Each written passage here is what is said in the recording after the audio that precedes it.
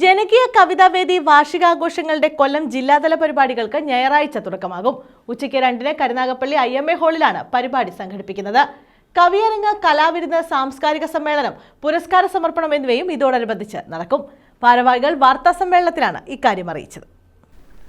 ജനകീയ കവിതാവേദി സർഗോത്സവം എന്ന പേരിൽ സംഘടിപ്പിക്കുന്ന വാർഷികാഘോഷങ്ങളുടെ ജില്ലാതല പരിപാടികൾക്കാണ് ഫെബ്രുവരി 9-ന് തുടക്കമാകുന്നത്.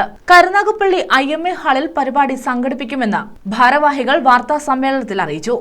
ഈ അവാർഡ് നൽകുന്നത് പീതാഹിരണ്യന്റെ പേരിലുള്ള അവാർഡ് നമ്മുടെ നാട്ടുകാരിയും സാഹിത്യകാരിയും സാംസ്കാരിക രംഗത്തും ഒക്കെ ശോഭിച്ചിരിക്കുന്ന ശ്രീമതി മീന സൂര്യാടനാണ്. ചുരക്കര രാമകൃഷ്ണന്റെ പേരിൽ ഏർപ്പെടുത്തിയിട്ടുള്ള ഗാനശാഖയിലെ അവാർഡ് നൽകുന്നത് കോഴിക്കോട് സ്വദേശിയും ചലച്ചിത്ര ഗാന രചയിതാവും ബാലസാഹിത്യകാരനുമായ ശ്രീ വാസു അരീക്കോടിനാണ്. ശ്യാം കേനാത്ത്, നമ്മുടെ TKM എഞ്ചിനീയറിംഗ് കോളേജിലെ പരിസ്ഥിതി സ്ഥാപനപ്പെട്ട ശ്രീ ശ്യാം കേനാത്ത് അതുല്യനായ ഒരു ഗാന രചയിതാവും അനുഗ്രഹീതനായ കവിയും ശ്രീ ശ്യാം കേനാത്തിനാണ് ഉമ്മന്നൂർ ഗോപാലകൃഷ്ണൻ സാറിന്റെ പേരിൽ ഏർപ്പെടുത്തിയിട്ടുള്ള അവാർഡ് നൽകുന്നത്.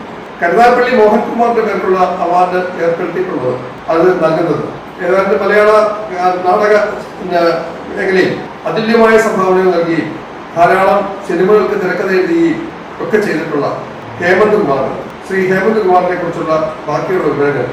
കവിയരങ്ങ്, കലാവിരുന്ന്, സാംസ്കാരിക സമ്മേളനം, പുരസ്കാര സമർപ്പണം എന്നിവയും ഇതോടനുബന്ധിച്ച് നടക്കും.